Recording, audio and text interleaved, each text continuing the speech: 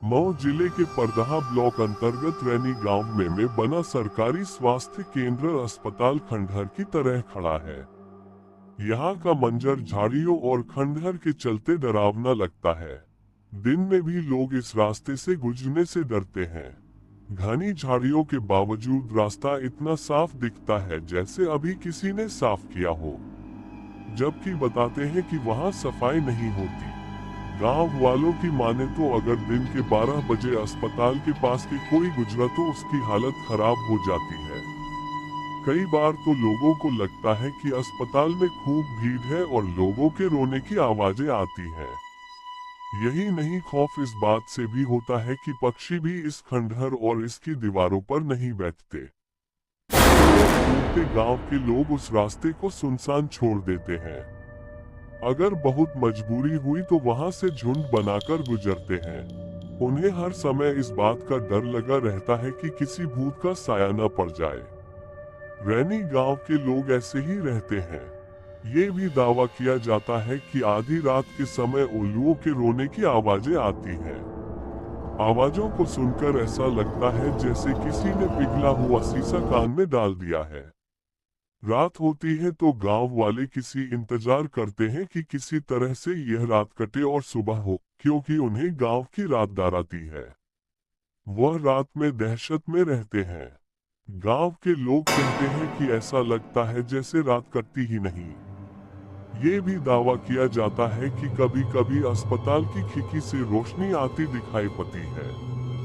वहां से कराहने की आवाजें सुनाई पड़ती हैं।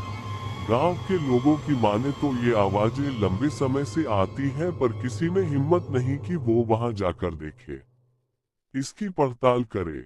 गांव के लोगों का कहना है कि जिस रात अस्पताल से रोने की आवाजें आती हैं, उसके दूसरे दिन गांव में जैसे मरघट का सन्नाटा छाया रहता है। हर किसी को इस बात का डर लगा रहता है कि कहीं कोई घटना न हो जाए।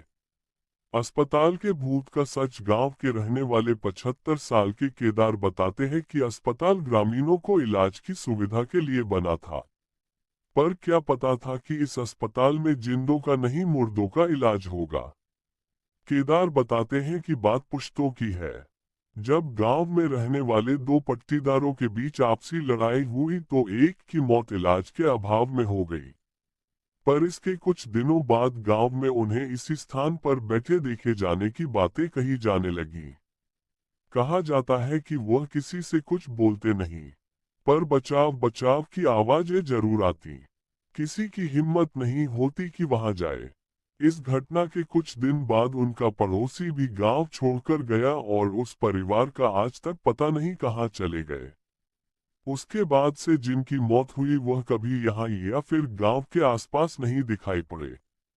पर 1982 में जब पर यह चिकित्सा उपकेंद्र बनकर तैयार हुआ तो कुछ दिन बाद ही टूटने फूटने की आवाजें आने लगी। कुछ दिन तो लोगों ने नजरअंदाज किया, पर बाद में ये बढ़ता गया। यहाँ तक बताया कि जब अस्पताल के डॉक्टर चले जाते तो रात में अस्पताल का दरवाजा अपने आप खुल जाता। कुछ दिनों तक ऐसा लगा कि लापरवाही में डॉक्टर से खुला रह गया होगा, पर थोड़े दिनों बाद जब ये घटना सही लगने लगी तो रात के समय तेज रोने की आवाजें भी सुनाई पड़ने लगी। अस्पताल के डॉक्टर भी परेशान हो गए। इसके बाद से जब से अस्पताल बना है बंद ही चल रहा है। अस्पताल दिखने में नया जैसा लगता है, पर अंदर सारे मेडिकल उपकरण बेकार पड़े हैं। गांव के लोगों का दावा है कि इन सामानों से भूतों का इलाज होता है। कर्मचारी गांव में तो आती है पर अस्पताल नहीं जाती। ग्राम प्रधान मुकेश राय बताते हैं कि यहां पर वर्तमान में तैनात मेडिकल विभाग की मेडवाइफ यहां कभी नहीं आती। प्रधान की बातें सुनने के बाद जब पड़ताल की गई तो अस्पताल की बिल्डिंग के आसपास तक, यहां तक कि दरवाजे के पास भी लोगों के मलमूत्र फैले हुए थे। वहां जाना भी कठिन था गंदगी के चलते। उपकेंद्र पर तैनात मेडवाइफ गांव में तो आती है पर अस्पताल नहीं जाती, क्योंकि लोग कहते हैं कि वहां भूत रहता है।